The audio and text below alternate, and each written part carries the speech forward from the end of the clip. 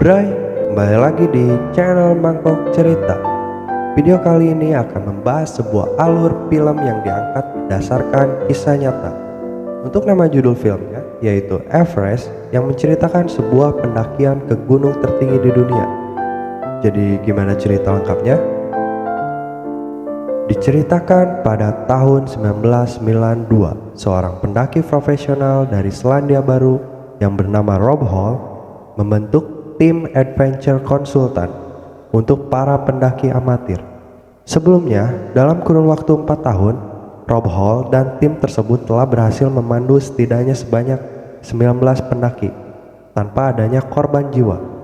Hingga pada saatnya, di tahun 1996, tim lainnya mengikuti Rob Hall, termasuk tim Mountain Madness yang dimiliki oleh Scott Fisher, pendaki asal Amerika. Pada tahun 1996 merupakan musim pendakian paling ramai dan padat daripada musim sebelumnya. Lebih dari 20 tim ekspedisi bersaing mencapai puncak Everest dalam 2 minggu. Cerita berawal dari Rob Hall yang sedang bersiap-siap untuk keberangkatannya. Pada saat di bandara, Rob berpamitan dengan sang istri yang sedang mengandung anak pertamanya. Be back for the birth, Rob Hall. Salah satu calon pendaki yang akan dipandu oleh Rob Hall yang bernama Backwater dipertemukan dengan kedua pendaki yang sama, yaitu Doug Hansen dan John Crocker. Alhasil, mereka pun akhirnya berhasil berkumpul dengan pendaki lainnya. Pertemuan tersebut menjadi tempat berbagi pengalaman pahit ketika melewati berbagai medan mengerikan yang disuguhkan Everest.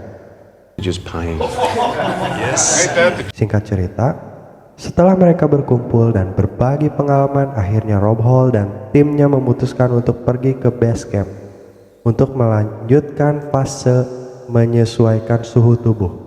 Karena jika ingin memuncak Everest, para pendaki perlu latihan khusus. Sesampainya di base camp, Rob Hall bertemu dengan saingannya, yaitu Scott Fisher, pemilik Mountain Madness. Hari itu tim adventure konsultan menjelaskan kepada calon pendaki berbagai kengerian yang akan dialami pada saat summit, mulai dari medan terjal yang akan memakan banyak korban, kehabisan oksigen, hingga beberapa masalah pada tubuh. Di saat latihan ini juga, para pendaki mulai merasakan efek dari dinginnya cuaca seperti yang dialami oleh Doug Hansen. Namun, gejala tersebut tidak menghalangi ambisinya demi mencapai puncak tertinggi Gunung Everest. Singkat cerita, setelah 1 bulan latihan di base camp, mereka pun akhirnya mulai summit pada waktu yang dianggap sebagai tanggal keberuntungannya Rob. Di fase pertama ini memang tidak menunjukkan adanya tanda-tanda cuaca buruk ataupun pertanda lainnya.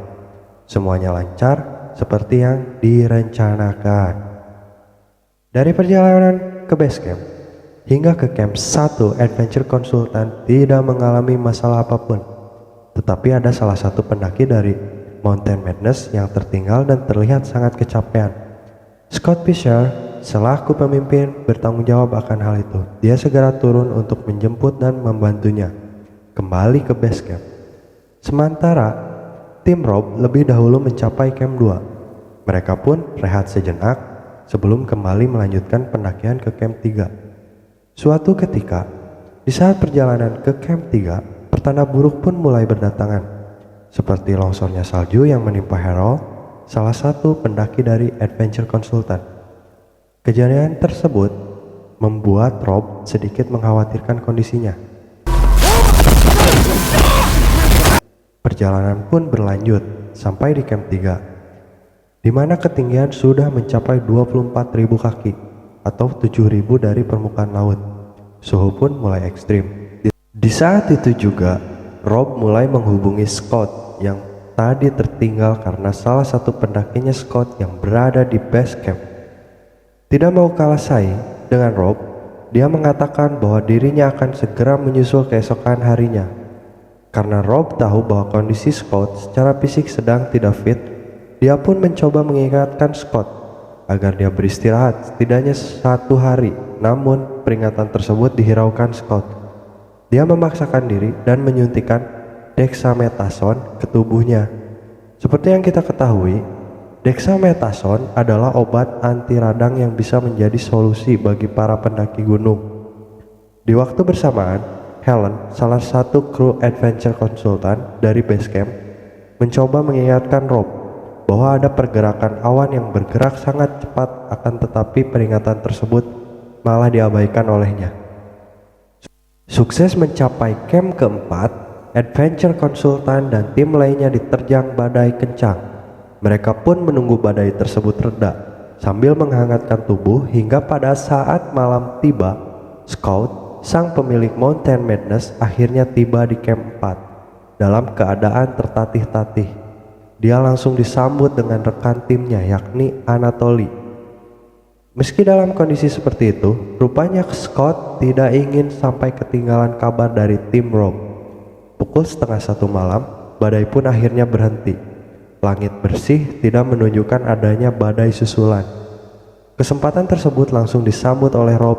Dia langsung bergegas naik, disusul dengan tim Mountain Madness, dan mereka kembali bersaing untuk mencapai puncak dengan sudut pandang yang sangat terbatas. Mereka merangkap dari camp 4 menuju balkon. Yang perlu kita ketahui, setelah melewati tingkatan camp, pendaki akan kembali disuguhkan 3 tempat untuk singgah, yaitu balkoni, puncak selatan, dan Hillary Step. Butuh setidaknya 2 jam lebih. Pukul 4:30, mereka pun berhasil mencapai balkoni. Dari sini, Backwater rupanya tidak bisa melanjutkan pendakian karena mengalami gangguan mata. Ia pun disuruh Rob untuk kembali ke bawah, namun Beck menolaknya. Sementara Lobsang, pendaki lokal yang dimiliki Mountain Madness, seharusnya berada di depan untuk memasang tali di puncak selatan. Sayangnya dia tertinggal karena salah satu timnya bermasalah. Dikarenakan masalah tersebut, para pendaki yang sudah mencapai puncak selatan tersendat karena tali yang seharusnya sudah terpasang tidak ada. Tanpa tali, rute tersebut mustahil untuk dilalui. Alhasil, tim Adventure Consultant dan Mountain Madness bekerja sama, dibantu oleh Ang Dorji selaku pendaki lokal dari Adventure Consultant, untuk memasang tali secara mendadak. Waktu terus berputar. Yang seharusnya sampai di Hillary Step pada jam tertentu, mereka terpaksa menunggu. Diakibatkan masalah tersebut, persediaan oksigen mulai berkurang. Satu persatu pendaki dari tim Rob mulai menyerah. Mereka tahu pemasangan tali memakan waktu yang sangat lama, sehingga segelintir pendaki sadar akan hal itu, dan 3 pendaki dari Adventure Consultant pun memilih kembali ke bawah. Setelah berjam-jam menunggu, akhirnya Anatoly dari Mountain Madness menyatakan bahwa semua tali sudah terpasang dan aman untuk dilalui. Mereka pun bergegas naik karena persediaan oksigen sudah mulai habis. Sementara Scott yang tertinggal di bawah kelelahan dan masih terus memaksakan diri. Akhirnya pukul 1 siang lebih, puncak tertinggi pun sudah ditaklukkan oleh pendaki dari Mountain Madness, menyusul John dari Adventure Consultant. Di atas puncak mereka pun bersuka cita. Mereka tidak memikirkan apa yang akan terjadi di saat menuruni gunung. Mengingat waktu dan persediaan oksigen sudah menipis, sementara di saat yang lainnya turun dari gunung, Scott dengan tertatih-tatih berhasil mencapai puncak.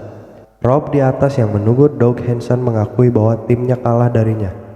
Namun, Rob tidak memikirkan hal tersebut, justru dia khawatir dengan kondisi Scott. Dia langsung ambil tindakan dan mengatakan kepada Lobsang yang memandu Scott agar harus segera turun karena waktu sudah habis. Justru tanpa berlama-lama, mereka bertiga memutuskan untuk turun jam 3 sore lebih. Mereka di perjalanan bertemu dengan Doug yang masih susah payah berjuang melihat waktu yang sudah melebihi batas.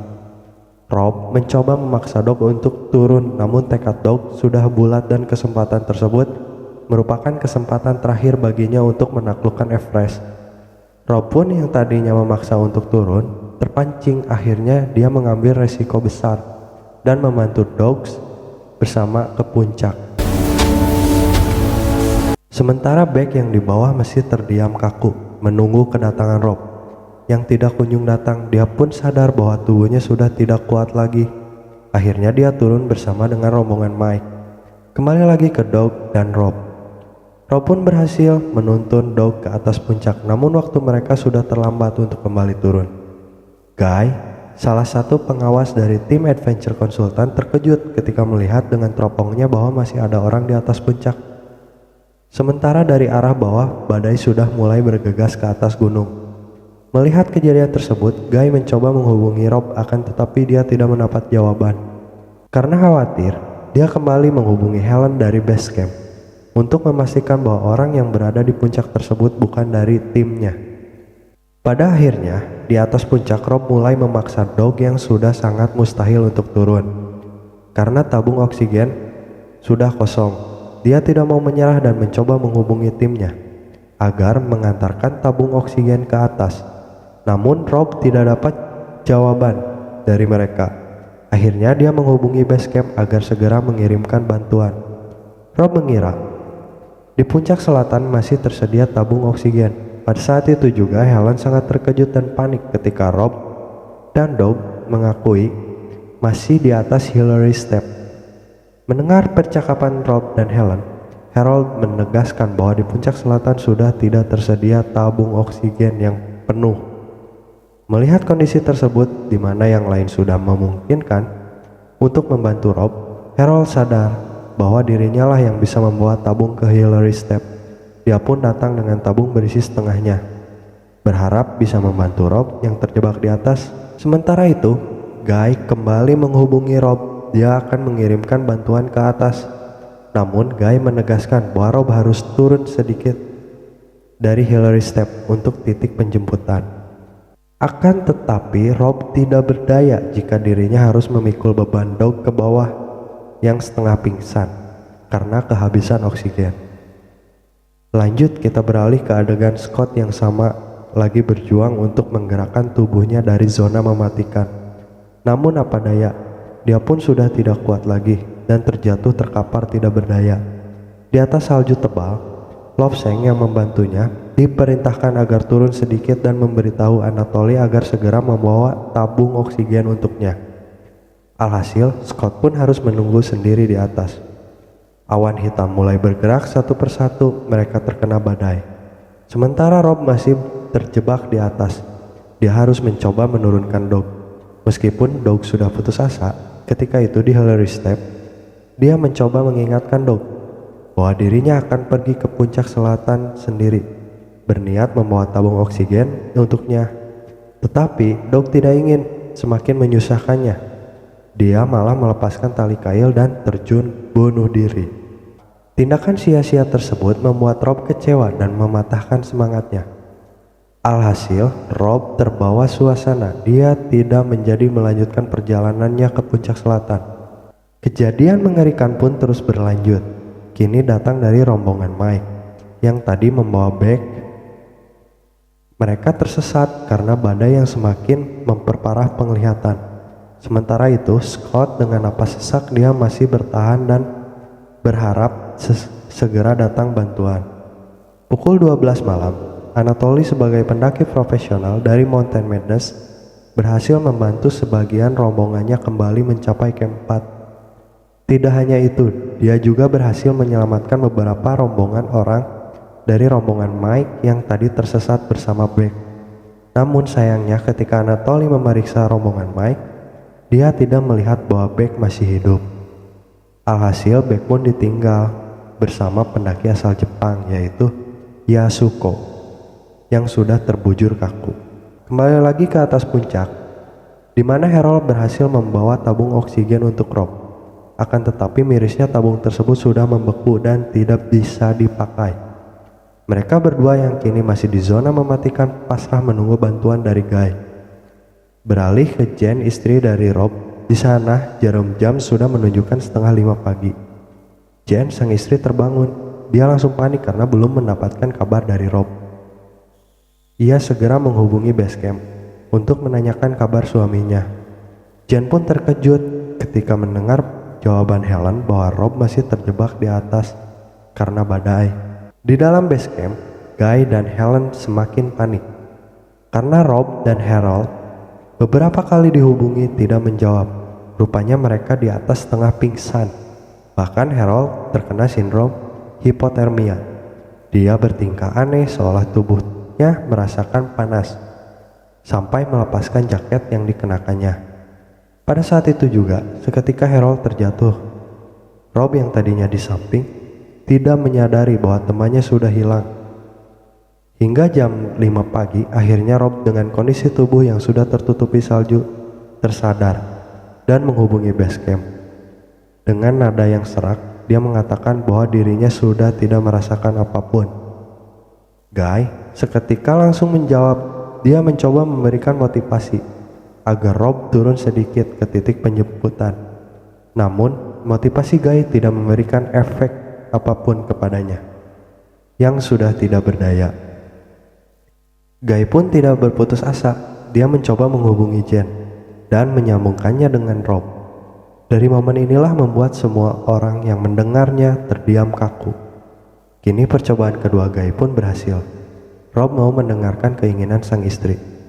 Dia mencoba menggerakkan tubuhnya yang sudah membeku, merangkap dan mencoba untuk melewati batu besar. Sementara itu, kita diperlihatkan adegan di mana Beck dan Yasuko sudah tewas membeku. Mike dan pendaki lainnya dari Adventure Consultant menghubungi base camp bahwa Beck dan Yasuko gagal kembali. Pada waktu bersamaan, Eng Dorji, pendaki lokal yang ditugaskan untuk menyelamatkan Rob, menghubungi Helen. Dia mengatakan bahwa dirinya tidak bisa melanjutkan pendakian karena terkena badai, mengingat Eng Dorji adalah salah satu harapan yang bisa menyelamatkan Rob. Ketika mendengar kabar itu, Helen dan yang lainnya seketika histeris. Dalam kebingungan, Guy dengan berat mencoba kembali menghubungi Rob dan mengatakan bahwa tim penyelamat tidak bisa melanjutkan pendakiannya. Rob dengan keadaan tubuh beku yang mencoba merangkak melewati batu. Ketika putus asa, dia mengatakan kepada Guy, tubuhnya tidak akan bisa bertahan lebih lama lagi. Helen pun kembali menghubungi Jen bahwa tim penyelamat tidak bisa ke tempat Rob karena diterjang badai. Jen pun sadar akan hal itu, dan dia ingin berbicara untuk terakhir kalinya dengan sang suami. Kejadian serupa pun dialami tim Mountain Madness. Kala itu Anatoly yang ditugaskan Scott untuk kembali ke atas dan membawa tabung oksigen. Dia terlambat karena badai. Alhasil dia menemukan Scott dalam keadaan sudah tidak bernyawa. Suatu ketika, keajaiban pun datang dari Beck saat terkapar. Tiba-tiba Beck terbangun dari tidurnya. Setelah itu dia teringat dengan sang istri yang seolah-olah memberi semangat hidup kepadanya. Karena itu, meskipun dalam kondisi tubuh kaku dan penuh luka, Beck mampu berdiri sendiri tanpa bantuan dan berjalan turun hingga sampai ke camp 4. John dan tim Adventure Consultant lainnya yang selamat terkejut saat melihat Beck berjalan sendiri. Tanpa berpikir panjang, mereka langsung segera membantunya. Mendapatkan kabar Beck selamat, Helen di base camp dibuat heran. Dia langsung menghubungi pihak keluarga dan meminta bantuan. Hasilnya pihak keluarga berhasil mendapatkan helikopter untuk menjemput Beck. Pada akhirnya, Beck berhasil dibawa turun dengan heli untuk segera mendapatkan perawatan khusus. Para pendaki dari Adventure Consultant yang tadi membantu Beck juga sukses mencapai base camp. Dan akhir cerita, mereka berhasil mengakhiri musim pendakian yang penuh dengan kejadian mengerikan ini. Beck bertemu dengan sang istri meskipun kehilangan hidung dan tangannya. Sementara, jasad Rob masih berada di atas gunung bersama para korban lainnya. Rob meninggalkan istri dan anak perempuan yang sedang dikandung. Dan ketika lahir, Jen memberi nama anaknya sesuai keinginan Rob, yakni Sarah Arnold. Tamat. Itulah alur cerita film Everest. Untuk kesimpulan dari film ini bahwa sebaik-baiknya tupai memanjat gunung, tupai pun apaan sih?